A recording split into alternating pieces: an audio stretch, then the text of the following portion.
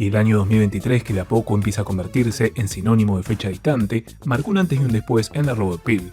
De eso no hay dudas. Si sos robot piliado tipo roleplay, fuiste testigo del ascenso y caída de Character AI, el nacimiento de sus alternativas, los conceptos de los filtros, entre un infinito etcétera aún más profundo se hizo de robot piliado, de asistente IA, viendo a ChatGPT y Cloud dando sus primeros pasos, así como Bing y a Bart, antiguas encarnaciones de los hoy Copilot y Gemini, y hasta de fenómenos culturales como la ahora eterna batalla entre pro y anti-IA en el mundo del arte. Pero los pioneros tienen la gran desventaja de contar con muchas limitaciones. Una de ellas era el dolor de huevos de que con ChatGPT 3.5 o Cloud 1 todavía sin poder navegar por internet, uno quedaba limitado a la información que contaran en su entrenamiento, que si la memoria no me falla, en el caso de GPT llegaba hasta el año 2021. Con esto dicho y con una vibra bien de un concepto que me fascina como son los what if, ¿qué pasaría si en lugar de estar limitado, un modelo de lenguaje viajara en el tiempo? Hablo de décadas o hasta siglos atrás. Un viaje atípico donde no pudiesen conversar con los humanos de por aquel entonces, pero sí comunicarse con nosotros de esas fechas. Hoy veamos dos historias / experimentos curiosos con chatbot que nacen de esa misma premisa. Vamos al primero. Talkie es un modelo que usa la waifubot China Qwen 3 como base y cuyo conocimiento solo llega hasta el 31 de diciembre de 1930. Talkie con sus 13.000 millones de parámetros tiene una diferencia fundamental con ir a lo obvio de pelar una IA que actúe como alguien de ese año. Su entrenamiento no está contaminado, por decirle de una manera, con la visión del mundo actual, algo que quedará claro en breve cuando dé algunos ejemplos. Talkie y su fecha límite también nos sirve para justificar al otro chatbot protagonista de este video que todavía se va más atrás en la sagrada línea temporal. Según Mi Cloud, cuya compañía también sufre el mismo dolor de huevos, todo material utilizado para entrenar a Talkie, digamos o sea libros, diarios, revistas o patentes, ya son de dominio público. Porque imagínate que los modelos de lenguaje de los años 70 u 80, y por usar un libro de un escritor, este después busca romperle los ojete a los desarrolladores con un juicio multimillonario por usar su material sin permiso, por más que sea a favor de la ciencia o el progreso. Ahora que ya tenemos el lore básico, arrancamos con lo divertido como son ejemplos de conversaciones que tuvo Talkie con humanos. Que también para atajarse de que no los cancelen, sus desarrolladores dejan bien en claro en que cada paper que lanzan que lo que dicen Talkie es justamente por ser un bicho de su época y que ellos no coinciden bla bla bla. De lo que puedo mostrar y también de lo que no puedo, Talkie se burla de los que le preguntan cuando una mujer será presidente de Estados Unidos o se le menciona derechos actuales al respecto. Piensa que el único que vale la pena es el hombre blanco y tiene un odio particular a cierta religión. Y sí, sé lo que te estás preguntando justamente, y Talkie halagó su patriotismo, al igual que señaló su interés en ver cómo crecía su carrera política después de su fallida carrera como pintor.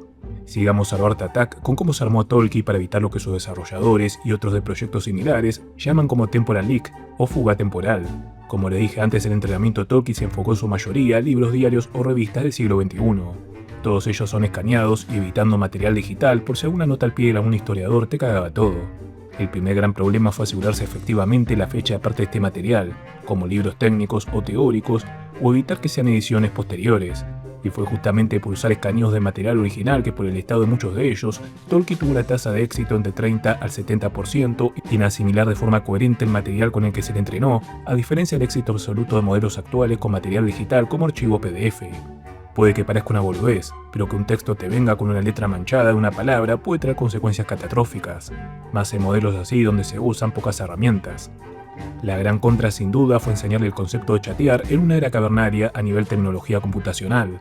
Así fue que reemplazaron millones de ejemplos de chat entre personas o preguntas y respuestas de foros con manuales de cómo comportarse y hablar de forma elegante, guías para escribir cartas, recetas o enciclopedias lanzadas en el 1900.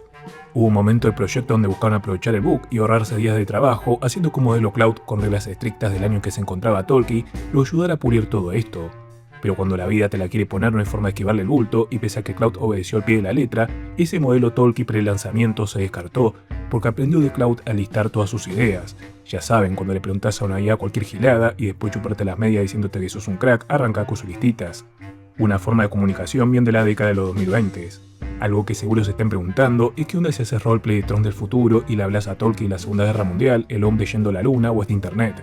En todos los intentos, Talkie piensa que te estás burlando de él, hablándole de ciencia ficción o te va a decir que tenés mucha imaginación. En caso de prompts más pulidos que se probaron para explicarle lo más 1930 posible que es un smartphone, Talkie lo tomó como una idea increíble de combinar los cables entre un teléfono a tierra y una radio.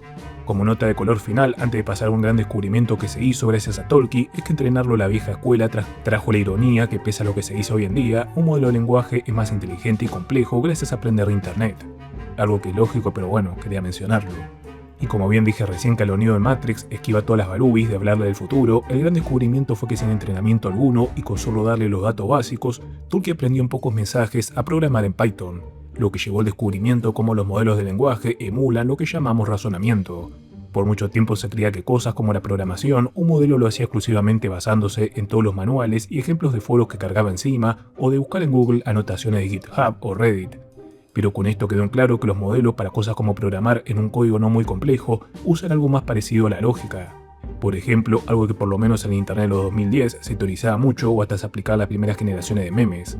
Si un pibito de la época de Cristo o hasta más atrás queda atrapado en el mundo actual, en menos de una semana va a saber cómo viciar con la PlayStation por valerse de la lógica como asociar la X a cancelar una acción, o las flechas a dibujos rudimentarios si quieres irte todavía más atrás en el tiempo.